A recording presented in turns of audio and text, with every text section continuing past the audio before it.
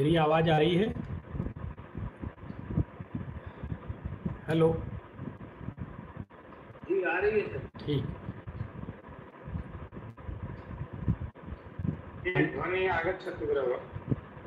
अनंत धर्मणस्तत्वं पश्यन्ति प्रत्यगात्मनः अनेकान्तमयी मूर्ति नित्यमेव प्रकाशताम् धम्मो मंगलमुक्किटम् अहिंसा संयमो तवो देवावीतं नमस्सन्ति यस्य धम्मे सयामो।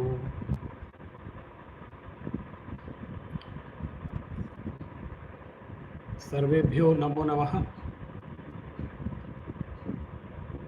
आदरणीय गुरुवर प्रोफेसर धर्मचंद जैन जी, अभी आपकी बहुत गंभीर चर्चा मैं यहाँ पर सुन रहा था और आपने ये जो विस्तार से विवेचन किया है उससे मेरा बोझ बहुत हल्का हो गया है। तो अभी हमारा जो विषय है, और मुझे थोड़ा सा एक असुविधा होती है, हमारे जो प्रतिभागी गण हैं वो अपना कैमरा बंद रखते हैं, तो मुझे ऐसा लगता है मैं दीवालों से बातें कर रहा हूँ। तो अगर कुछ लोग कैमरा खोल लें अपना, मुझे दिखेंगे तो मुझे कुछ बात कहने में ज़्यादा आसानी रहेगी।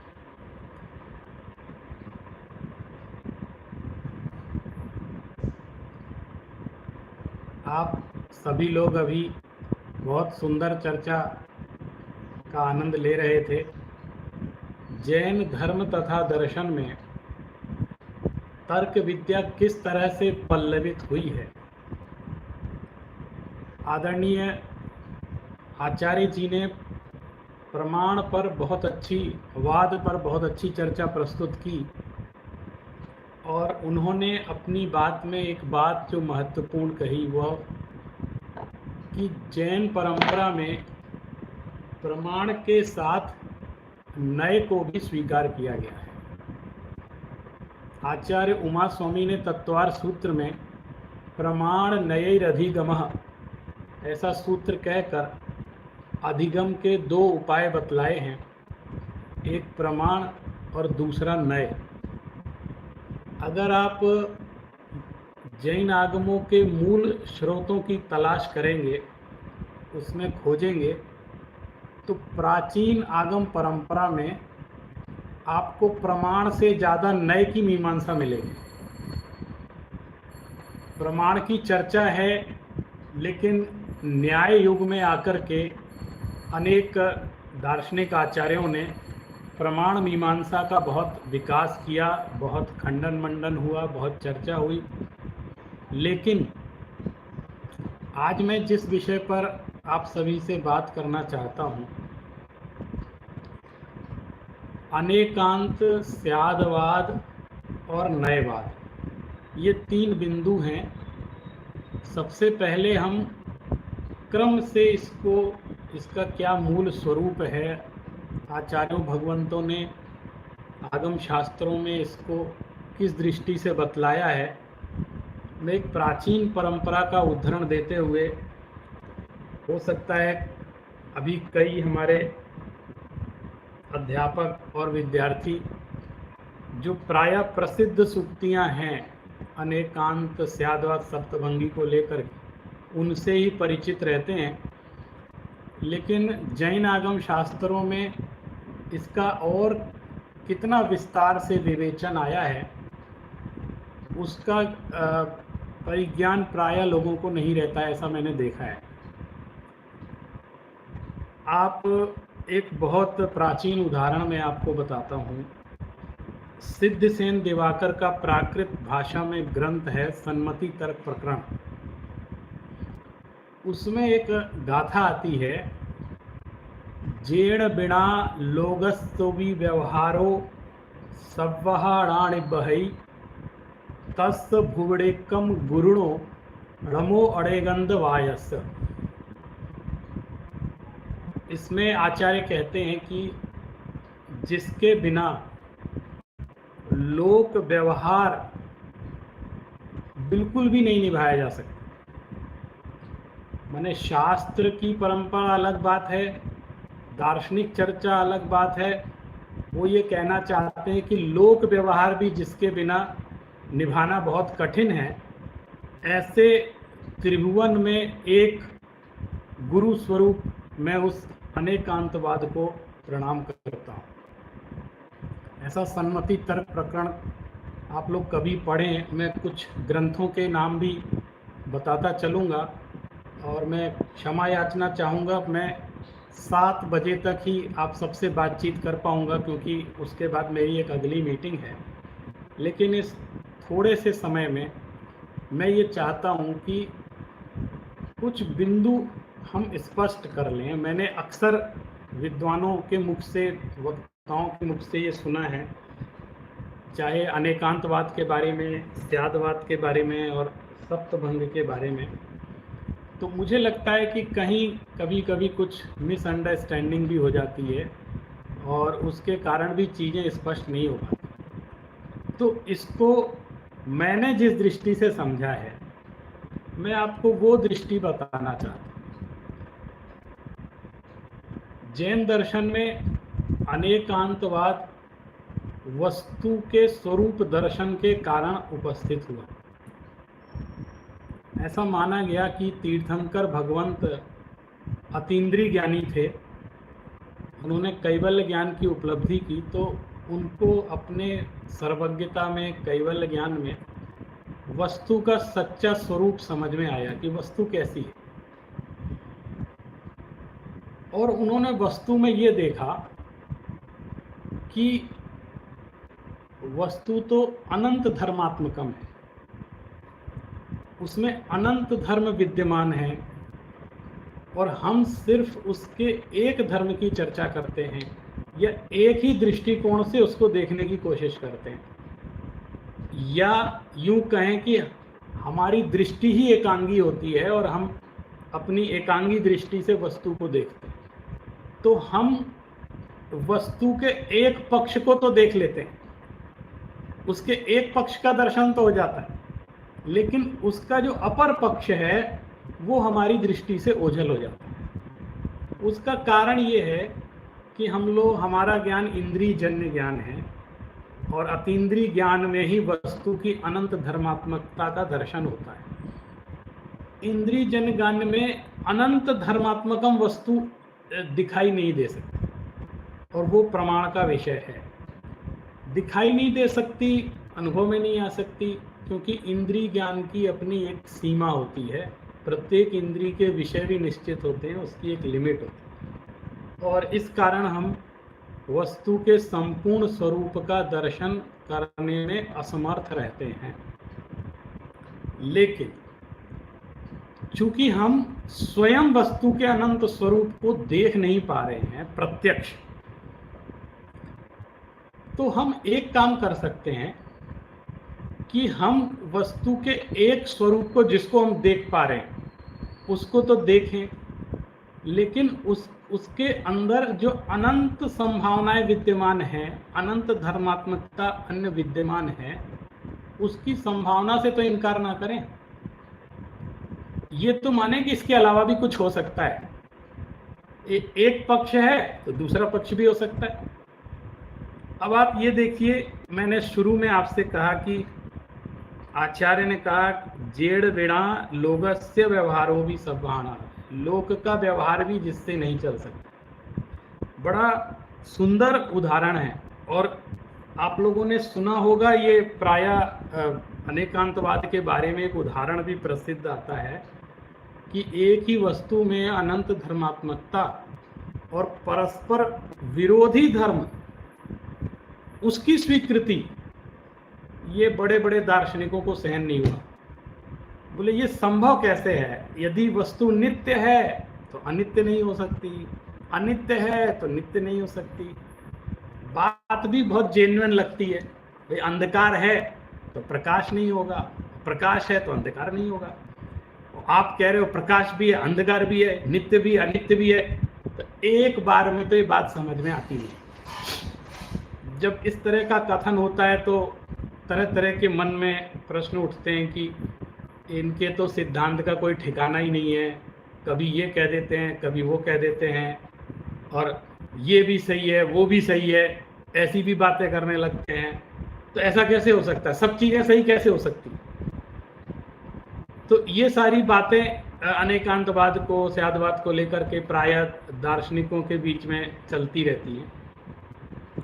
लेकिन मेरी जो छोटी सी बुद्धि में जो बात समझ में आई है अभी तक के स्वाध्याय में, मैं जैन दर्शन का एक बहुत छोटा सा विद्यार्थी हूँ, मैंने जो अपनी बुद्धि में समझा है पहले मैं वो स्पष्ट कर देता हूँ, और आप देखिए, हो सकता है आपको कोई सहयोग मिल जाए।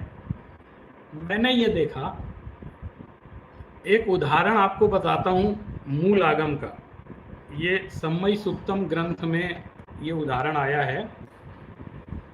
पीयूपुत्तणत्तु भव्य भावड़म एग पुरुष संबंधो नयसो एगस्त पिय शेषयाणम पिया होई। वो कह रहे हैं कि एक ही पुरुष में पिता, पुत्र, पौत्र, भानेज, भाई आदि अनेक संबंध होते हैं, पर एक ही समय में वह अपने पिता का पुत्र और अपने पुत्र का पिता होता है। अतः एक का पिता होने से वह सबका पिता नहीं होता। यही स्थिति वस्तु स्वरूप के साथ भी है। शास्त्र में आचार्य अमृतचंद स्वामी ने अपनी तात्पर्य वृत्ति टीका, जो समय सार ग्रंथ की टीका है, उसमें परिशिष्ट के भाग में एक बहुत सुंदर लक्षण बताया है। एकस्मिन् वस्तुनि वस्तु तत्व निष्पादक परस्पर द्वय विरुद्ध शक्ति प्रकाशनम अनेकांतः। उन्होंने अनेकांत का बड़ा सुंदर लक्षण किया। एक ही वस्तु में, पहले तो आप इस चीज को देखना, वस्तु एक ही पकड़ना, दो वस्तुओं में मत जाना, नहीं तो बात समझ में नहीं है। एक तो एक वस्तु को लेना, और एक ही वस्तु में परस्पर दो विरुद्ध प्रतीत होने वाली, पर एकस्मिन् वस्तुनि वस्तु तत्व निष्पादक, एक एक शब्द पर देखना, वस्तु तत्व निष्पादक, वो धर्म वस्तु तत्व का निष्पादक भी होना चाहिए। एकस्मिन् वस्तुनि वस्तु तत्व निष्पादक परस्पर द्वय विरुद्ध शक्ति प्रकाशनम, दो विरुद्ध शक्तियों का एक साथ प्रकाशित होना, ये अनेकांत कहलाता है। ये अनेकांत का लक्षण है। तो ऐसा संभव कैसे हो जाता है? बौद्ध दार्शनिक सर्वम क्षणिकम क्षणिकम कहते हैं, प्रत्येक पदार्थ क्षणिक है और क्षणिक की सत्ता है, नित्यता कुछ है ही नहीं। हमारे वेदांत दर्शन में सर्वथा नित्य को स्वीकार किया है, क्षणिक कुछ नहीं होता, सब नित्य है। और जैन दर्शन इस बात को कह रहा है कि नित्यता भी है, अनित्यता भी है। इसके लिए हमको जैन दर्शन की भाषा पद्धति को समझना पड़ेगा, वो कैसे कह रहा है इस चीज को। एक ही वस्तु में नित्य और अनित्य, ये दो विरोधी युगल, देखिएगा, दो विरोधी युगल धर्म विद्यमान हैं। वो देखने की दृष्टि है कि वह स्वभाव की अपेक्षा से, जैसे आत्म तत्व है, आत्मा है, तो आत्मा को वो कह रहे हैं ये स्वभाव से, स्वरूप से नित्य है। आत्मा का कभी नाश नहीं होता। नैनम छिन्दन्ति शस्त्राणि नैनम दहति पावकः, ये इसका कुछ भी नहीं होता, ये नित्य है बिल्कुल स्वभाव से, इसमें कहीं कोई संशय नहीं। लेकिन वही पर्याय की अपेक्षा से, चूंकि उसकी अवस्थाएं बदलती रहती हैं, इसलिए वो अनित्य भी है। तो अनित्यता का जब हम दर्शन उस वस्तु के अंदर करते हैं तो उसके पर्याय स्वरूप को देखते हैं, और जब हम नित्यता को देखते हैं तो उसके द्रव्य स्वरूप को देखते हैं, जो उसका स्वभाव है। एक बहुत अच्छा उदाहरण हमारे आचार्य समंत भद्र ने आप्तमीमांसा ग्रंथ में कहा है, घट मौली सुवर्णार्थी नाशोत्पाद स्थिति स्वयं। घट मौली सुवर्ण, एक सोना है, स्वर्ण का पदार्थ है, तो वो स्वर्णत्व दृष्टि से उसमें नित्यता विद्यमान है, वो स्वर्ण है। लेकिन जब स्वर्ण घट है और उसको गला करके किसी ने आभूषण तैयार कर लिए, कुंडल आदि बना लिए, तो वहाँ घट पर्याय से बदल करके वो कुंडल पर्याय में, कंगन गहने इस पर्याय में परिवर्तित कर दिया गया।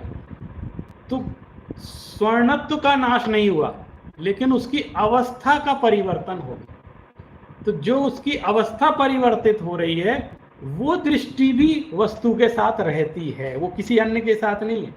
वो उसी स्वर्ण का परिवर्तन हुआ, किसी और चीज का परिवर्तन नहीं हुआ, लेकिन उसका स्वर्णत्व तब भी कायम है जब वो घट रूप में था, और जब वो उसके बाद परिवर्तित होकर के आभूषण रूप में हुआ, तो स्वर्णत्व दोनों तरफ विद्यमान था।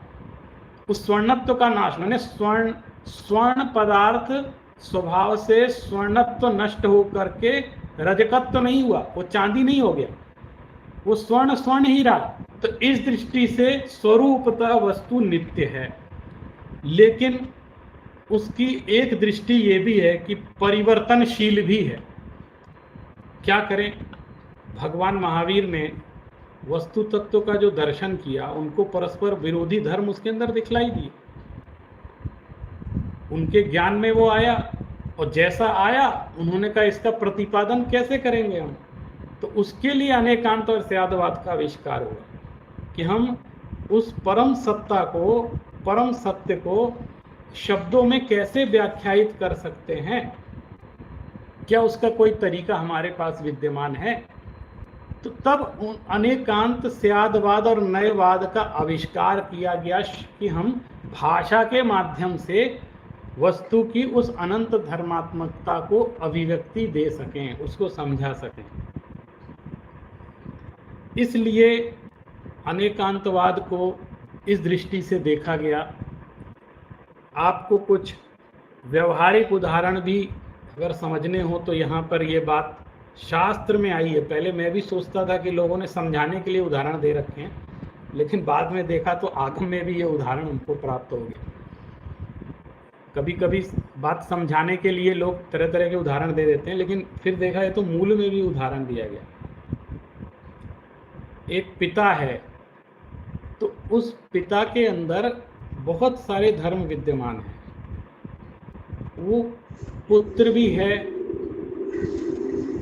किसी का वो पति भी है, किसी का वो भाई भी है, बहुत कुछ है उसके अंदर। एक ही व्यक्ति है, लेकिन अगर ये संघर्ष होने लगे कि ये क्या है, आखिर ये पिता है कि पुत्र है कि भाई है कि क्या है, ये इसके अंदर क्या है, ये इसको हम क्या कहें, तब हमको व्याख्या करने के लिए सापेक्ष कथन करना पड़ेगा कि ये अपनी पत्नी की अपेक्षा तो पति है, पुत्र की अपेक्षा पिता है, और अपने पिता की अपेक्षा पुत्र है। एक ही मनुष्य के अंदर भ्रातृत्व भी विद्यमान है, भाई है, बहन की अपेक्षा वो भाई है, और पत्नी की अपेक्षा वो पति है। तो भाई और पतिपना ये दोनों उस व्यक्ति के अंदर विद्यमान है। कैसे विद्यमान है? अपर वस्तु से देखने पर सापेक्ष कथन करेंगे तभी बात ये समझ में आएगी। ऐसे सोचेंगे तो लगेगा कि पता नहीं ये कितना कंफ्यूजिंग मामला है, ये तो बड़ा संशय वाली बात हो गई, इनका तो कोई सिद्धांत स्पष्ट ही नहीं है। लेकिन जब हम मूल शास्त्रों का स्वाध्याय करते हैं तब हमको कई बातें स्पष्ट होती हैं कि किस तरह से गहराई से इस बात को वस्तु तत्व का दर्शन करवाया गया है। बहुत कुछ अर्थों में ऐसा भी लगता है कि अनेकांतवाद यह एकमात्र उपाय है जो विभिन्न दार्शनिक प्रस्थानों के बीच समन्वय स्थापित कर सकता है, क्योंकि इसके पास वो तर्क है जिससे वो वस्तु की अनंत धर्मात्मकता का दर्शन कर सकता है, उसको देख सकता है, उसको बतला सकता है। यदि एक पक्ष है तो उसका अपर पक्ष भी विद्यमान रहता है, भले ही वो हमको नहीं दिख रहा है लेकिन होता है। बहुत सारी चीज़ें जो हमारी जानकारी में नहीं आ पाती हैं या हमारे सीमित ज्ञान का विषय नहीं बन पाती हैं, लेकिन हम इतना तो कर सकते हैं कि उसका अपर पक्ष भी है, इस बात की स्वीकृति देंगे तो हमको बात समझ में आ जाएगी। बहुत कई बार ऐसा जैसे शास्त्रों में भी प्रश्न उठाया गया कि अनेकांत है, वस्तु अनेकांतात्मक है, तो क्या ये सर्वथा अनेकांत है, ऐसा है क्या? अगर आप कहेंगे कि सर्वथा अनेकांत होता है तो वो वहाँ भी एकांतवाद का प्रसंग आ जाएगा, सर्वथा एकांतत्व में भी एकांतवाद का प्रसंग आ जाएगा। तो उसको भी आचार्य समझाते हैं। आचार्य समंतभद्र ने एक स्वयंभू स्तोत्र लिखा है, उसमें बड़ी सुंदर कारिका कहते हैं वो, अनेकांतोप्य अनेकांतः प्रमाण नये साधनः अनेकांतः प्रमाणाते तदेकांतो अर्पितान्नयात्। मुख्य और गौण की व्यवस्था से अनेकांत भी अनेकांत स्वरूप होता है। अभी आचार्य जी बतला रहे थे कि नय क्या है, बोले प्रमाण का अंश है, माने प्रमाणांशो नयः, प्रमाण के अंश के रूप में नय को स्वीकार किया गया। एक समुद्र का उदाहरण देकर कहते हैं कि जैसे समुद्र है और किसी ने अपने हाथ में समुद्र का जल ले लिया और उसको लेकर के पूछ रहा है कि ये समुद्र है कि नहीं है, तो हम क्या उत्तर देंगे उसका कि ये समुद्र, इसने जो अंजुली में जल लिया है समुद्र से, वो समुद्र है कि नहीं है? तो हमको लगेगा हाथ में समुद्र थोड़ी ही आता है कि हाथ में समुद्र कह दें कि समुद्र है, तो हम समुद्र भी नहीं कह सकते। चूंकि जल समुद्र का ही है तो क्या कहेंगे, जल समुद्र का ही है तो वो समुद्र भी है। तो बोले नहीं, आप समुद्र भी नहीं कह सकते उसको और असमुद्र भी नहीं कह सकते, तो कहा वो समुद्र का अंश है, समुद्रांश है। इसी तरह प्रमाण का जो विषय है वो वस्तु के अनंत धर्मों को अभिव्यक्त करता है, अनंत धर्मात्मक वस्तु को ग्रहण कर लेता है, प्रमाण की ये सामर्थ्य है। लेकिन नय की जो सामर्थ्य है वो ये है कि वो वस्तु के एक अंश को ही ग्रहण करती है। माने जब नय अपनी बात करेगा तो वो किसी एक दृष्टि से ही बात करता है और उसकी वो दृष्टि बड़ी पुष्ट होती है और बड़ा जस्टिफाई करता है अपने आप को कि मैं इस अर्थ, इस विवक्षा से ये बात कह रहा हूँ।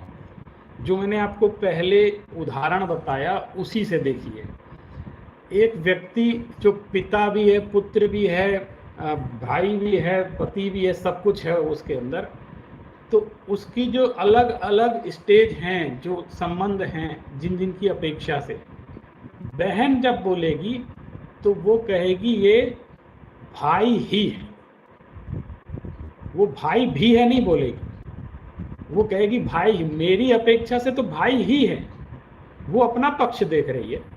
और पत्नी बोलेगी कि नहीं ये तो पति ही है, वो ही लगा के बोलेगी क्योंकि उसकी अपेक्षा से पति ही है। बेटा कहेगा नहीं ये तो पिता ही है और कुछ नहीं है, ही लगाएगा। अब मेरी अपेक्षा, मैं अपनी दृष्टि से देखूंगा तो मुझे ये पिता ही नजर आएंगे और कुछ नजर नहीं, मेरा एक पक्ष है। तो जब समग्रता से देखते हैं तब हमको भी लगाना पड़ता है। इस सारा खेल ही और भी का है। आप समझ लीजिए, यदि ही लगा रहे हैं तो नय की अपेक्षा से कथन हो रहा है और भी लगा रहे हैं तो अनेकांत की अपेक्षा से कथन हो रहा है। जब समग्रता से देखेंगे तो हमको ये कहना पड़ेगा कि ये पिता भी हैं, ये पति भी हैं, ये भाई भी हैं, ये पुत्र भी हैं, पिता भी, सब कुछ है। लेकिन जब व्यक्ति जो जिससे उसका संबंध है वो आकर के अपनी बात कहता है तो वो ही का कथन करता है। इसीलिए आचार्य समंतभद्र ने ये जो कारिका कही कि अनेकांतोपि अनेकांता प्रमाण नय साधना, प्रमाण है अनेकांत और नय है एकांत। एकांत का कथन करता है नय। वहाँ भी आपको एक भेद बताता हूँ, दो तरह के अनेकांत की चर्चा आती है। इसकी चर्चा प्रायः दार्शनिकों के बीच में नहीं हो पाती है, इसलिए मैं कर रहा हूँ। वो कहते हैं अनेकांत दो तरह का है, एक सम्यक अनेकांत और एक मिथ्या अनेकांत है। आपने देखा होगा, मैंने कारिका में ये बोला था जो शुरू में थी कि अर्पितान्नयात्, माने मुख्य और गौण की अपेक्षा से। अनेकांतोपि अनेकांता प्रमाण नय साधना अनेकांतः प्रमाणाते तदेकांतो अर्पितान्ययात्। मुख्य और गौण ये भी एक शब्द, पारिभाषिक शब्द है। हम किस चीज की मुख्यता से कथन करते हैं? पहले जो मुख्य होता है और दूसरा जो पक्ष होता है उसका निषेध नहीं किया जाता है, उसको गौण रखा जाता है, थोड़ी देर के लिए इग्नोर कर दिया, और जो इस समय मुख्य है उसको बोल देते हैं। जैसे हम लोग जब कोई कार्यक्रम करते हैं तो जो वक्ता होता है वो मुख्य हो जाता है और बाकी के लोग गौण हो जाते हैं, तो बाकी का निषेध नहीं किया जाता, लेकिन इस समय गौण है। फिर जिसका नंबर आता है वो मुख्य हो जाता है, वो जो पहले बोल रहा था वो गौण हो जाता है। तो मुख्य और गौण की व्यवस्था से प्रमाण और नय की चर्चा होती है। जो दृष्टि मुख्य है जिसका इस समय कथन चल रहा है वो आगे आ जाता है, और जो चीज गौण है इस समय वो मुख्य करते। तो नय क्या करता है? एक धर्म को मुख्य कर लेता है। किस दृष्टि से बात चल रही है हमको उस दृष्टि से देखना है। द्रव्य की दृष्टि से कथन हो रहा है कि पर्याय की दृष्टि से कथन हो रहा है। आध्यात्मिक चर्चा में देखेंगे तो जब आत्मा को शुद्ध बुद्ध बतलाना होगा कि आत्मा तो परम शुद्ध है, आत्मा में तो कभी कर्मों का बंधन हुआ ही नहीं है, आत्मा को कर्म छू सकते नहीं हैं, वो परम शुद्ध चैतन्य अवस्था में रहता है, आत्मा तो नितांत आरंभ से ही शुद्ध स्वरूप ही है, अहम ब्रह्मास्मि, ये वाला जो उद्घोष करेंगे तो कहते हैं आपको शुद्धता की दृष्टि से देखना पड़ेगा, यानी आपको निश्चय नय से देखना पड़ेगा, तब आप इस तरह का कथन कर सकते हैं। लेकिन यदि व्यवहार नय से कथन करेंगे, इसके लिए मैं आपको बताऊं दो तरह के नय की व्यवस्था है जैन दर्शन में। एक तो होता है द्रव्यार्थिक नय और एक पर्यायार्थिक। तो द्रव्यार्थिक नय में द्रव्य की मुख्यता से कथन होता है और पर्यायार्थिक नय में पर्याय की मुख्यता से कथन होता है। जैसे यदि आप द्रव्य से कहेंगे तो मैं कहूँगा मैं आत्मा हूँ, द्रव्य की दृष्टि से मैं आत्मा हूँ, और पर्याय की दृष्टि से मैं पुरुष हूँ, ये पर्याय, क्योंकि मुझे पुरुषत्व, पुरुष योनि प्राप्त, मनुष्य योनि प्राप्ति में मनुष्य हूँ, ये पर्याय है, ये अवस्था है मेरी, और ये अवस्था बदलती रहेगी। जब मरण हो जाएगा, अनंतर पुनर्जन्म होगा, तो किस पर्याय में जन्म होगा, किस योनि में जन्म होगा, वो मेरी नवीन पर्याय होगी। तो पर्याय दृष्टि से कथन करेंगे तो हमको भेद करके कथन करना पड़ेगा, लेकिन अभेद की दृष्टि से जब कथन करेंगे तो मैं वही शाश्वत आत्मा हूँ जो पूर्व जन्मों में भी थी, वर्तमान में है, और आगामी जन्मों में भी वही शुद्ध तत्व मेरा चलता चला जाता, उसमें भेद नहीं है। तो दृष्टि का भेद है, द्रव्यार्थिक दृष्टि अलग है, पर्यायार्थिक दृष्टि अलग है। इसी तरह जैसे द्रव्यार्थिक दृष्टि और पर्यायार्थिक दृष्टि की बात है, ये सैद्धांतिक नय हैं, उसी तरह दो नय बहुत मुख्य रूप से आध्यात्मिक दृष्टि से भी बतलाए गए। वो नय हैं निश्चय नय और व्यवहार नय। बड़ा रोचक, आप अगर जब नय विज्ञान पढ़ेंगे तो आपको बड़ा आनंद आएगा उसकी बातों को सुन करके कि कितनी किसी उलझी हुई परिस्थितियों को कितनी सामान्य तरीके से सुलझा जाए। जैसे मैं आपको एक उदाहरण दूं, हम लोग घर में व्यवहार करते हैं, शास्त्रों में इस तरह के उदाहरण है, घर में व्यवहार करते हैं कि ये घी का घड़ा है, ये पानी का घड़ा है। पहले हर चीज़ घड़े में रखी रहती थी, घट बहुत चलता था, तो इसीलिए न्याय शास्त्र में घट पर ही सारी चर्चा चलती। तो वो अचार भी घड़े में रखते थे, घी भी घड़े में रखते थे, पानी भी घड़े में रखते थे। तो उसके साथ क्या व्यवहार करते थे? ये घी का घड़ा है, ये अचार का घड़ा है, ये पानी का घड़ा है, ऐसा उसका नाम रखते हैं। लेकिन ये है व्यवहार का कथन, संयोगी कथन। जिस द्रव्य का संयोग उसके साथ है, उसके साथ वैसा व्यवहार कर दिया है।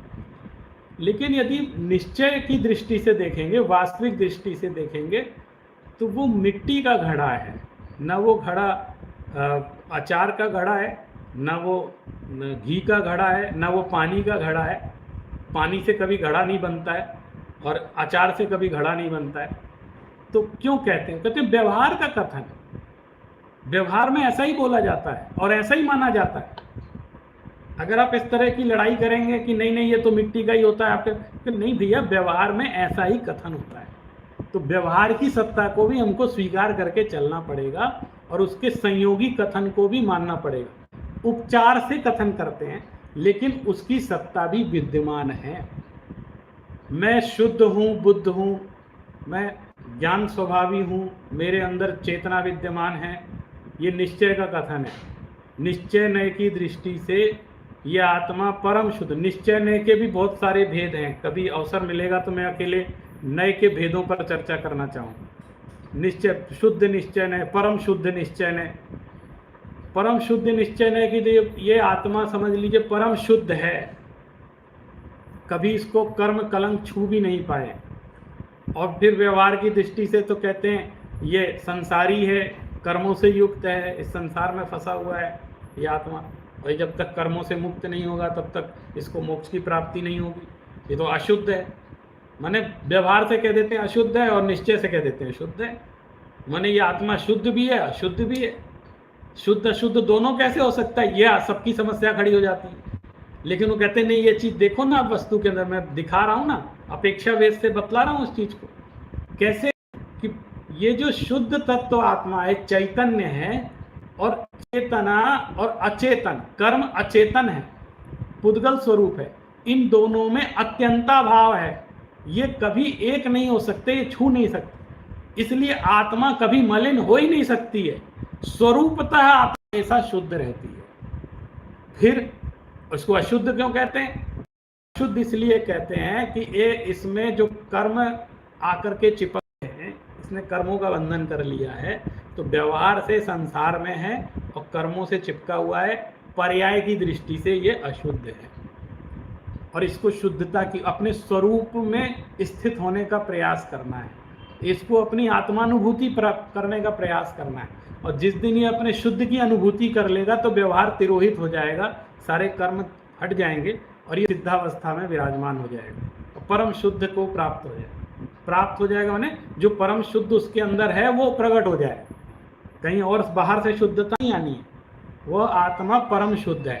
तो ये बात समझने के लिए नयों की आवश्यकता पड़ती है, क्योंकि जैन आगमों में इस तरह अलग अलग विवक्षा भेद से, अपेक्षा भेद से अलग अलग तरह के कथन हैं।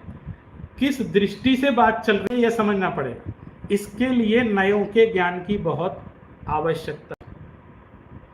और नयों के भेद भी बहुत सारे बतलाए हैं। मैं आपसे जो मिथ्या अनेकांत और सम्यक अनेकांत की चर्चा कर रहा था, उसकी एक परिभाषा हमारे शास्त्रों में, आगमों में ऐसी भी आती है कि मिथ्या अनेकांत और सम्यक अनेकांत आखिर है क्या। वो कहते हैं कि नयों का समूह अनेकांत है और उसमें अगर मिथ्या नयों का समूह इकट्ठा हो जाता है तो वो मिथ्या अनेकांत हो जाता है, और सम्यक नयों का समूह इकट्ठा हो जाता है तो वो सम्यक अनेकांत हो जाता है। तो इसके लिए समझना पड़ेगा कि मिथ्या नय क्या है और सम्यक नय क्या है। तो मिथ्या और सम्यक नय का एक ही अर्थ ये है कि यदि नय का काम क्या होता है कि नय अपनी दृष्टि से एक बात कहता है। जैसे मैंने आपसे कहा कि द्रव्य नय है, जो निश्चय नय है, वो कहेगा आत्मा शुद्ध है, वो अशुद्ध मानेगा ही नहीं। तो उसकी एक दृष्टि है, वो कहेगा मेरा जो एंगल है उस दृष्टि से तो वो शुद्ध ही है और कुछ नहीं। लेकिन जिस समय वो उसको शुद्ध कह रहा है, उसकी दृष्टि में अपर पक्ष भी विद्यमान है, उसने उसको गौण किया है, निषेध नहीं किया उसने। वो अपनी बात कह रहा है लेकिन दूसरे की बात नहीं कह रहा है। मैं तो विद्यार्थियों को ये इस दृष्टि से भी समझाता हूँ कि जैसे अपना विश्वविद्यालय है, हमारे विश्वविद्यालय में कितने सारे विभाग चल रहे हैं, बहुत सारे विभाग चलते हैं, वो अलग अलग विषयों की पढ़ाई होती है। तो जब आप संपूर्ण विश्वविद्यालय को देखते हैं तो आप समझ लो आप अनेकांत को देख रहे हैं। लेकिन जब आप विश्वविद्यालय में जाते हैं तो आप अध्ययन कहाँ करते हैं? जिस कक्षा में या जिस विषय में आपने प्रवेश लिया, जिस विभाग में आपने प्रवेश लिया, उसी विभाग में जा कर के अध्ययन करते हैं। तो वो नए पक्ष हो जाता है, क्योंकि एक ही जगह व्यक्ति अध्ययन करेगा, सारे जगह तो बैठ के अध्ययन नहीं कर सकता। लेकिन अब वहाँ पे सम्यक नए कब होगा, जब आप अपने विषय का अध्ययन कर रहे हैं। जैसे मैंने वेदांत विभाग में प्रवेश लिया और मैं ब्रह्मसूत्र का अध्ययन कर रहा हूँ, तो मैं जिस समय वेदांत पढ़ के ब्रह्मसूत्र का अध्ययन कर रहा हूँ, उस समय मैं न्याय वैशेषिक का अध्ययन नहीं कर रहा हूँ, उस समय मैं बौद्ध ग्रंथों का अध्ययन नहीं कर रहा हूँ, जैन ग्रंथों का अध्ययन नहीं कर रहा हूँ, लेकिन उसका निषेध भी नहीं है। इस समय हमने उसको गौण कर रखा है, जब दोबारा अवसर मिलेगा तो मैं उसका अध्ययन करूंगा, उसका निषेध नहीं है। अगर आप उसको गौण करते हैं तब तो ठीक है, लेकिन आप कहें कि नहीं वो पढ़ना ही नहीं चाहिए, उसको पढ़ाना ही नहीं चाहिए, वो विभाग बंद हो जाना चाहिए, अकेला मेरा रहना चाहिए, बोले तब आपका बंद पहले होगा, उनका बाद में होगा। इस तरह की बात करोगे क्यों? क्योंकि आप दूसरे की सत्ता को स्वीकार नहीं कर रहे हैं। आप भले ही वहां एडमिशन मत लीजिए, लेकिन आपको उसकी सत्ता को स्वीकार तो करना पड़ेगा ना, कि वो भी है, अपर पक्ष है लेकिन वो भी है, उसको उसके को एग्जिस्टेंस को स्वीकार करना पड़ेगा। यदि आप अपर पक्ष के, इतर पक्ष के अस्तित्व को स्वीकार करते हैं और अपनी बात कहते हैं, अपने पक्ष को प्रस्तुत करते हैं, तब तो आप सम्यक एकांत हैं। लेकिन आप अपर पक्ष का टोटल निषेध कर देते हैं और अपनी बात को कहते हैं, तब आप मिथ्या एकांत कहलाते हैं, मिथ्या नय कहलाता है। तो इस तरह के मिथ्या नयों का जो समूह इकट्ठा होता है, वो मिथ्या अनेकांत की कोटि में चला जाता है, और इस तरह का अनेकांत स्वीकार नहीं है, वो दृष्टि स्वीकार नहीं है, किसी को भी स्वीकार नहीं। अगर आप दूसरे के पक्ष को एग्जिस्ट, उसकी सत्ता को मानते हुए, उसको स्वीकृत करते हुए अपनी बात कहते हैं, तब तो आपकी भी बात सुनी जाएगी, क्योंकि आप अपना ही तो विषय कहेंगे, दूसरे का विषय थोड़ी बोल रहे हैं। जो हम विषय जानते हैं वही बात करेंगे, तो तब आपकी बात भी सुनी जाएगी। ये व्यवहार से मैं इस बात को उदाहरण समझा रहा हूँ। यही वस्तु तत्व के प्रति भी हमको दृष्टिकोण रखने की आवश्यकता है, कि वस्तु का जो एक पक्ष है, जिसको हम देख पा रहे हैं, उसकी सत्ता को स्वीकार, आप उसको एक्सप्लेन कर दीजिए अच्छे से। मुझे नित्य दिख रहा है, नित्य को मैंने बहुत अच्छे से समझाया कि वस्तु नित्य है, और नित्यता के जो गुण होते हैं सारे समझाए, और शाश्वतपना है उसमें, ये है वो है सब। लेकिन इसी समय साइमल्टेनियसली उसमें अनित्य धर्म भी विद्यमान है। इसका आप निषेध मत करिए, उसको गौण कर दीजिए। जब आप कह रहे हैं तो अपनी नित्यता का व्याख्यान करिए, उसमें मना नहीं, लेकिन आप उसका चूंकि निषेध करते हैं इसलिए एकांत में चले जाते। आप उसकी सत्ता को स्वीकार करेंगे तो एकांत में नहीं जाएंगे, आप भले ही उसका वर्णन ना करें, क्योंकि वो अपर पक्ष भी विद्यमान रहता है वस्तु में। ये अनेकांतवाद की स्वीकृति है, दृष्टिकोण है, सापेक्ष दृष्टि है। इसलिए अपर पक्ष की दृष्टि से भी चिंतन करने की आवश्यकता है। हमारे अंदर अन्य धर्मों के प्रति, अन्य धर्म माने अन्य जो वस्तु के गुण धर्म हैं, वो धर्म, उनके प्रति हमारी दृष्टि कम से कम स्वीकृति की हो। हम भले ही उसको ना जानते हो, इतना तो पता हो कि अनंत धर्मात्मकम वस्तु है, और वस्तु में अनंत धर्म विद्यमान है। हो सकता है मैं नहीं जानता हूँ, तो हम कम से कम इतना तो कर सकते हैं कि कभी हमारे दृष्टिपथ में आए, हम पहले से ही निषेध करे बैठे तो हम स्वीकार ही नहीं कर पाएंगे उसको। तो इसमें समस्या क्या आएगी कि हम सत्य का दर्शन करने से रह जाएंगे और कुछ नहीं होगा। हमारा संप्रदाय चलेगा, हमारा पक्ष चलेगा, हमारा झंडा चलेगा, सब चलेगा, लेकिन सत्य का बोध होने में सब समस्या खड़ी होगी, क्योंकि हम यथार्थ दृष्टि विकसित नहीं कर पा रहे। इसलिए इस बात को समझने की आवश्यकता है। इसके बाद ये जो नए की व्यवस्था है, इसमें आप लोगों ने तत्वार सूत्र अवश्य पढ़ा होगा, सर्वदर्शन विभागों में तो पढ़ाया भी जाता है। उसमें जो पहला अध्याय है, उसका अंतिम सूत्र है नैगम संग्रह व्यवहार ऋजु सूत्र शब्द समविरूढ़ एवं भूता नया है। इस प्रकार 7 नए की चर्चा वहां पर की गई।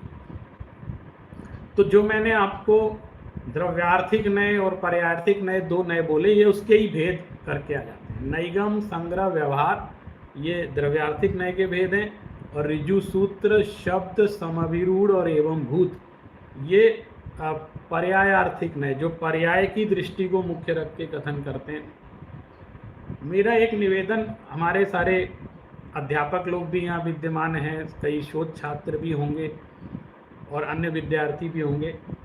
मेरा एक निवेदन आप ये स्वीकार कर लें कि जब हम अध्ययन करते हैं ना, तो हमको एकांगी दृष्टि से अध्ययन नहीं करना चाहिए। और एज ए यूनिवर्सिटी स्कॉलर्स एक बात आप और सुन लो, हम किसी मठ और मंदिर में बैठकर पढ़ाई नहीं कर रहे हैं, हम यूनिवर्सिटी में बैठ के पढ़ाई कर रहे हैं।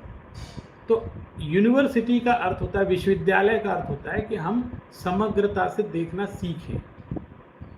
हम जब किसी सांप्रदायिक दृष्टिकोण से देखते हैं तो हम बहुत संकुचित हो जाते हैं और हम असली दार्शनिक दृष्टि विकसित नहीं कर पाते। मैं तो अक्सर कहता हूँ, मुझे कई बौद्ध ग्रंथों का निषेध आता है, उनका सिद्धांतों का निषेध करने में आता है, खंडन आता है, तो मेरे मन में संकोच हमेशा बना रहता है कि मैं जब तक बौद्ध के मूल ग्रंथों का अध्ययन न कर लूँ तब तक इस बात को स्वीकार नहीं करूँगा। क्योंकि वो बात कह रहे हैं, कुछ है बात, ऐसे नहीं, हम ऐसे नहीं बिना ओवरलुक नहीं करेंगे। क्योंकि ये तो देखिए तर्क विद्या में ये विशेषता होती है कि अगर आपके अंदर अच्छी खासी चतुराई है तो आप कैसी भी चीज़ को बहुत अच्छा सिद्ध कर सकते हैं। लेकिन जिसको यथार्थ बोध करना है, दर्शन करना है, वो इस बात की संभावना हमेशा विद्यमान रखता है कि अपर पक्ष क्या कह रहा है, तो अपर पक्ष से तो सुन लें कि हम ही उसका पक्ष सुनाएं और उसी को समझ लें, जो हमने बताया वही मान लें। ऐसा नहीं है। मैं आपको एक बता रहा हूँ, अभी मैं एक ग्रंथ पढ़ रहा था तो उसमें मैंने देखा कि उन्होंने क्या किया कि जो बौद्धों के 4 संप्रदाय हैं उसमें चारों की भिन्न भिन्न मान्यता है। तो इनको अपना सिद्धांत सिद्ध करना था, तो वो जो कमज़ोर वाला पॉइंट था उसको पकड़ करके इन्होंने अपनी सिद्धि कर दी। लेकिन बौद्ध के और भी तो पक्ष थे, उसको इसकी तरफ ध्यान नहीं दिया। वो बहुत स्ट्रांग थे लेकिन उसकी तरफ ध्यान नहीं दिया, क्योंकि अपनी सत्ता है, मेरा ग्रंथ है, मैं लिखूंगा और जो कमज़ोर पक्ष दूसरे का उसको पकड़ के हाईलाइट कर देंगे और बाकी की चीज़ों को हम ओवरलुक कर देंगे। तो ये तो तरीका ही होता है हर तर्क में कि हम इस तरह से अपनी बात को सिद्ध कर लेते हैं। जैसे मैं आपसे कहता हूँ, सबसे अच्छी बात क्या होती है कि जैसे आप कोई मेरे किसी बात पर आरोपित करें, मुझसे लड़ाई करें कि मैं आपकी ये बात गलत है, तो मैं क्या करूँगा, यदि मुझे अपने डिफेंस में कोई बात समझ में नहीं आ रही होगी तो मैं आपकी गलतियाँ उठाना शुरू कर दूँ। मैं अपना उत्तर ना देके आपकी कमजोरियाँ गिनाना शुरू कर दूँगा ताकि आप चुप हो जाओ। ये तरीका होता है। तो इस तरीके से हम सत्य का बोध नहीं कर पाते हैं और लड़ाई में तो जीत जाएंगे, उसमें कोई बड़ी बात नहीं, वाद विवाद में जीत जाएंगे। लेकिन जो यथार्थ तत्व ज्ञान है, यथार्थ दृष्टि है, वस्तु को समझने का एक विनम्र प्रयास है, हम एक सत्य के खोजी हैं, उस दृष्टि को विकसित क्यों नहीं कर पा रहे। मुझे इस चीज़ में, इस अनुसंधान में मुझे बहुत कुछ सहायता की है अनेकांत, नयवाद और स्यादवाद में। स्यादवाद शब्द के साथ भी बहुत अन्याय हुआ है। मैं ये आपसे विनम्रता पूर्वक आप सबसे कहना चाहता हूँ कि आप जब इसका अध्ययन करें तो जो जैन दार्शनिकों ने ग्रंथ लिखे उस ग्रंथ में जाकर के अध्ययन करें। जैसे अक्सर लोगों ने कह दिया कि स्यादवाद में, तो खर्च भारतीय दर्शन की किताबें पढ़ता हूँ तो मुझे बड़ा आश्चर्य होता है कि बड़े बड़े विद्वान इस तरह की बात कह देते हैं।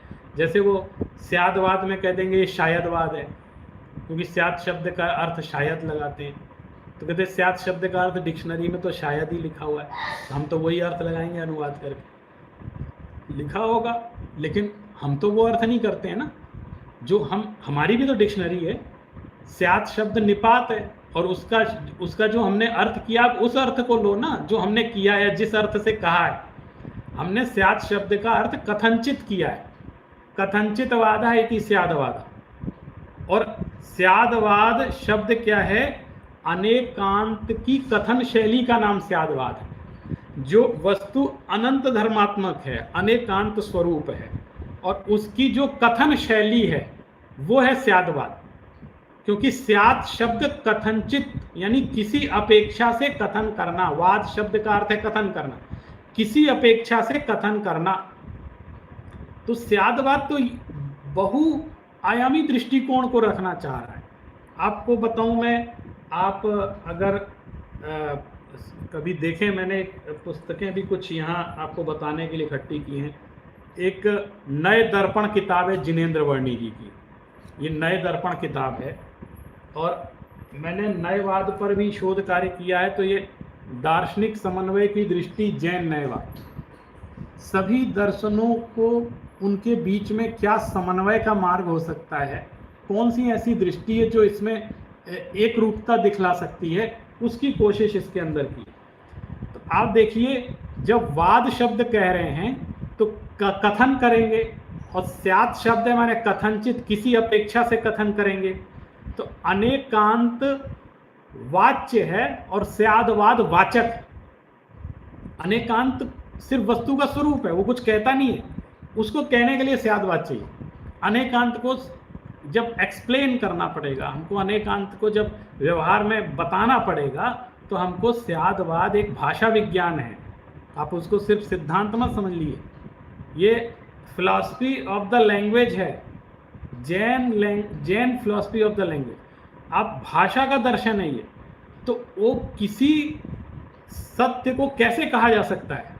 मैंने जब एक प्रोफेसर थे, उनसे मैंने शुरू में थोड़ा नव्य न्याय का अध्ययन किया, तो मैंने पाया कि ये तो स्यादवाद को इतने अच्छे से समझा रहे हैं, और वो पूरी दृष्टि है कि हम वस्तु के यथार्थ स्वरूप को कितना एक्यूरेसी के साथ कह सकें, क्योंकि वास्तविकता ये है सब अनिर्वचनीय है, सत्य अनिर्वचनीय, उसको कहा नहीं जा सकता, शब्दों में वो शक्ति नहीं है। लेकिन ये एक ऐसी फिलॉसफी या ऐसे शब्द विन्यास खड़े किए कि हम उसके अनंत धर्म स्वरूप को कैसे, किस तरह से बता सकते हैं। जैसे उन्होंने स्यादवाद में कहा, आपने सब जानते ही होंगे, सप्तभंग के माध्यम से वो बात कही जाती है, सप्तानाम भंगानाम समाहारा इति सप्तभंगीति गीयते, ऐसे करके उसका लक्षण भी बतलाया है। तो जो 7 भंग हैं, उसमें 2-3 भंग तो हम कम से कम अभी समझ लें। स्यात् अस्ति जब कहा जाता है, स्यात् घटो अस्ति, उसका अर्थ क्या होता है कि कथनचित घड़े की अस्थि है, कथनचित घट है, विद्यमान है।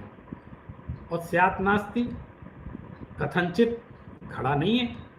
तो यहाँ लोगों को प्रॉब्लम होती है, वो है कि नहीं है ये बताओ आप, दोनों बातें कैसे कह रहे हो, है भी और नहीं भी, या तो होगा या नहीं होगा, कोई एक बात कहनी चाहिए ना आपको।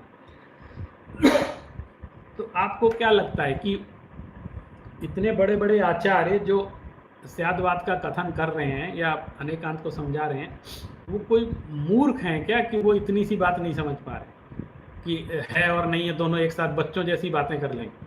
ऐसा नहीं है ना, वो भी तो प्रज्ञावान है, वो भी तो तपस्वी हैं, उन्होंने विद्या की आराधना की है, तो वो कुछ सोच के ही कह रहे होंगे। तो ये दृष्टि सिर्फ रख लें कि वो भी मनीषी हैं, वो भी विद्वान हैं, और उन्होंने इतनी बड़ी प्रज्ञा को धारण किया है, वो कुछ कह रहे हैं तो उनकी बात तो सुन लो क्या कह रहे हैं, और कम से कम उनके शास्त्रों से उसको समझ लो क्या कहना चाहते हैं। तो वो ये कह रहे हैं कि घड़ा है कि नहीं है, इतना ही आपको स्पष्ट करना है। स्वद्रव्य क्षेत्र काल भावात, स्वद्रव्य अपने द्रव्य क्षेत्र काल और भाव की अपेक्षा से घड़ा यहाँ पर है। अब उसी घड़े पे आप टिके रहना। पर द्रव्य क्षेत्र काल भाव की अपेक्षा से नास्ति, यानी ये जो घड़ा है, एक घड़ा, जैसे मैं आपसे कहता हूँ एक उदाहरण ले, ये पेन है, एक पेन इसी पर अड़कना, ये पेन यहाँ है और यही पेन आप सबके पास नहीं है, ये यहाँ है, इसकी अस्थि है। लेकिन अगर हम सर्वथा इसकी अस्थि ही स्वीकार करेंगे तो सबके पास हो जाएगा, सर्वत्र फैल जाए, लेकिन ये स्वभाव में संभव नहीं है। तो जैसे हमको इसकी अस्थि स्वीकार करनी है, वैसे ही इसकी नास्ति धर्म भी स्वीकार करना पड़ेगा। आपके पास, किसी के पास ये वाला पेन है, नहीं है, तो ये पेन नहीं है, ये नास्तित्व धर्म इसके अंदर विद्यमान है कि ये यहाँ है वहाँ नहीं है। वो ये नहीं कह रहे हैं कि यहाँ भी नहीं है, वो कह रहे हैं आप अपेक्षा समझो, वो स्वद्रव्य क्षेत्र काल भावात ये अपेक्षा से अस्थि है। और पर द्रव्य क्षेत्र, पर द्रव्य में नहीं है, जैसे ये कैमरा नहीं है, ये कंप्यूटर नहीं है, ये अन्य अन्य द्रव्यों में नहीं है, तो वहाँ उसका इसका अभाव है। तो ये जो अभावात्मक गुण है या नास्तित्व गुण है वो इसका ही गुण है, किसी और का गुण नहीं है। अगर ऐसा नहीं मानेंगे तो इसकी सर्वत्र व्याप्ति हो जाएगी, ये सर्वत्र व्याप्त हो जाएगा, ये पेन ही हो गया, पूरा जगत ही पेन स्वरूप हो गया। लेकिन ऐसा करेंगे तो वस्तु स्वरूप ही, जगत में वस्तु का स्वरूप ही घटित नहीं होगा। तो इस दृष्टि से ये पर की अपेक्षा नास्तित्व और स्वद्रव्य क्षेत्र काल भावात अत्र अस्ति यहाँ है। अब देखना, आप एक काल में स्थिर रहना। अभी मैंने वस्तु में स्थिर कहा था ना, अब एक काल में स्थिर रहना। तीसरा जो भंग है स्यात् अस्ति नास्ति च, एक तीसरी विधि ये कहने की, मुझे कहना है, this is the language of philosophy, माने आप समझ लेना ये भाषा का दर्शन है। वो इस सत्य को कहने की कोशिश कर रहे हैं कि हम इस विरोधी पने को हम कैसे शब्दों में कह दें। तो कह रहे हैं हमको पार्शियली बात करनी पड़ेगी, एक सापेक्ष कथन करना पड़ेगा, तभी हम इसको कह पाएंगे। तो अभी तो कह दिया एक धर्म तो इसका ये हो गया स्यात् अस्ति, एक धर्म इसका ये हो गया स्यात् नास्ति। फिर एक ही समय में दोनों चीज इसमें है, स्यात् अस्ति नास्ति च। जिस समय ये यहाँ है उसी समय आपके यहाँ नहीं है, माने वो दोनों चीज एक साथ है। जब हम ये भी कह सकते हैं स्यात् अस्ति नास्ति च, ये भी हम कह सकते हैं शब्दों में। ये ध्यान रखिएगा, वाक्य का ये दर्शन है, शब्दों में बात कहनी है, वस्तु में तो विद्यमान ही है। समस्या तो एक्सप्लेनेशन जब हम उसको कहते हैं तब होती है ना, कि हम कैसे उस यथार्थ तत्व का वर्णन कर पाए। ये दृष्टि वहां जाती है।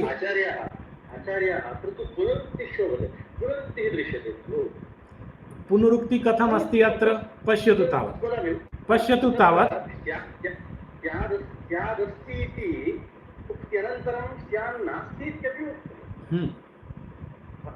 भङ्गिद्वयं तत्र प्रदर्शितमस्ति।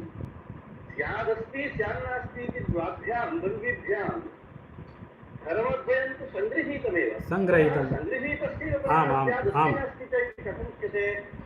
पश्यतु तावत्।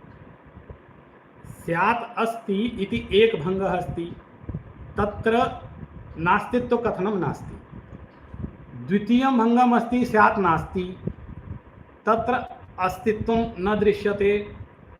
किंतु तृतीयं भंगम अस्ति नास्ति च, ये तीसरी संभावना है कि वस्तु में इसी समय, जिस समय अस्ति है उसी समय वह नास्ति भी है। अब कहने की अपेक्षा समझ लीजिए, वस्तु में, मैं पहले ये बात बार बार कह रहा हूं कि कथनापेक्षा वस्तु तत्व की अपेक्षा नहीं है। वस्तु में तो सब जो है उस समय है ही है, जिस समय नहीं है जब सब विद्यमान है। लेकिन हमको एक्सप्लेन करना है, जब हम कह रहे हैं वो भाषा है, तो कह रहे हैं कि ये तीसरी भाषा हो गई, माने तीसरा भंग हो गया। और उसमें सुनिए,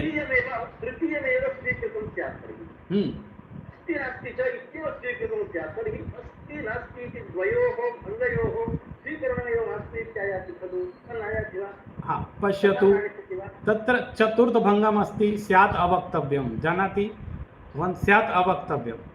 कथम कथम कथम स्यात् अवक्तव्यम कथम अस्ति? सर्वापेक्षयाः अस्माकं शब्देषु सामर्थ्यमेव नास्ति। हम कह ही नहीं सकते उसको। क्यों? क्योंकि अब आप कहेंगे सबको एक साथ बोल दीजिए, एक बिल्कुल जैसे वो हैं वैसे क्रम से मत बोलिए, उसको क्रम से मत बताइए, क्योंकि वस्तु में जो अनंत धर्मात्मकता है वो क्रम से नहीं है, वो साइमल्टेनियसली है। लेकिन जब हम बोलते हैं वचनों में वो सामर्थ्य नहीं है, वो वचन हमेशा क्रम से ही कहे जाते हैं। तो अगर कोई मुझसे कहेगा कि एक साथ बोल दीजिए, तो मैं कहूँगा स्यात् अवक्तव्यम, अनिर्वचनीय।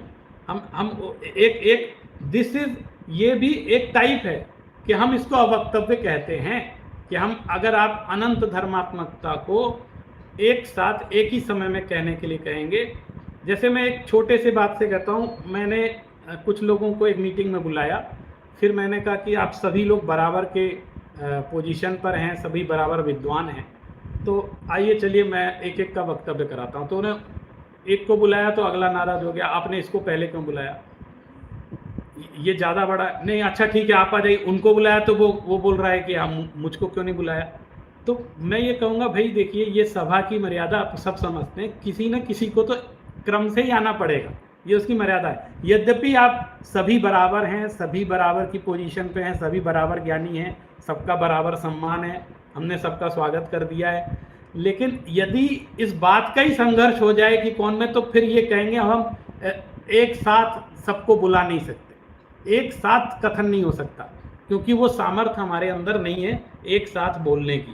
क्योंकि वस्तु में वास्तव में जो सत्य है, जो बहुआयामी सत्य है, उसको भाषा में एक ही समय में कह नहीं सकते, वचनों में ये सामर्थ्य नहीं, इसलिए हम उस क्रम से बोलते हैं। तो एक विवक्षा ये विद्यमान है कि स्यात् अवक्तव्यम, ये भी हमको लेके चलना पड़ेगा कि हम जब समझते हैं क्रम से, और जब, क्योंकि अवक्तव्य में एक बहुत बड़ी बात है, अनिर्वचनीय में एक बहुत बड़ी बात है, उस समय बात समझ में आती है कि एक ही समय में वो इतनी सारी चीज़ें वस्तु में विद्यमान रहती हैं।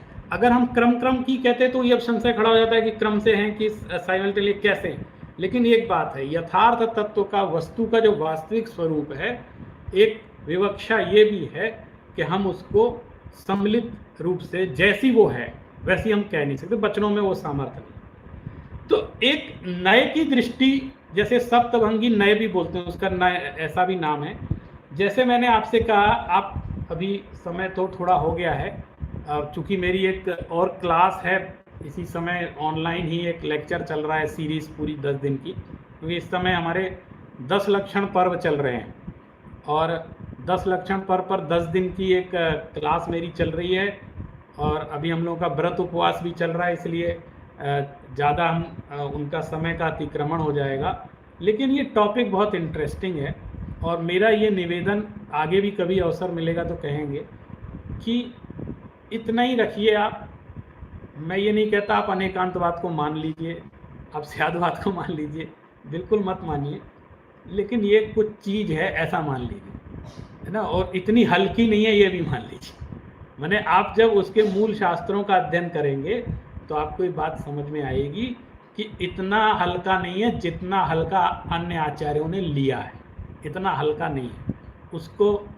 अगर आचार्य अस्माकं मम तु जिज्ञासा एतदर्थमेव आसीत्, अहं तु मम विद्यालये भारतीयदर्शनविषये पाठं करोमि, तत्र तु जैनदर्शनस्यापि पाठप्रसक्तिरस्ति।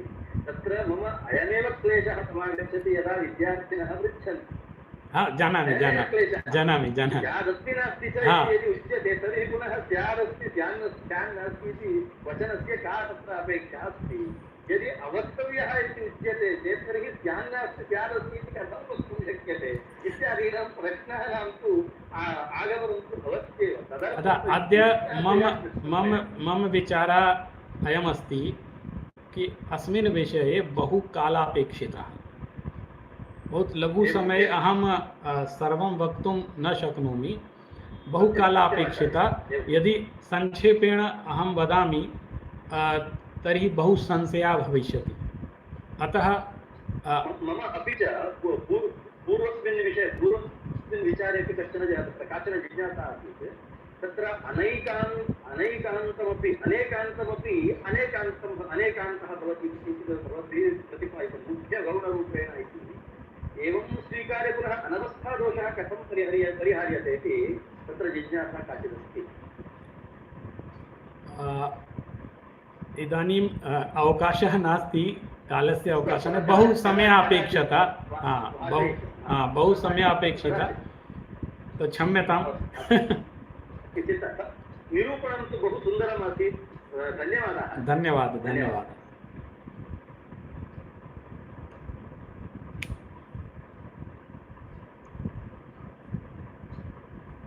तो ठीक है, आचार्य जी को अभी जाना है। मैं सुरेश जी जुड़े हुए हैं। हेलो,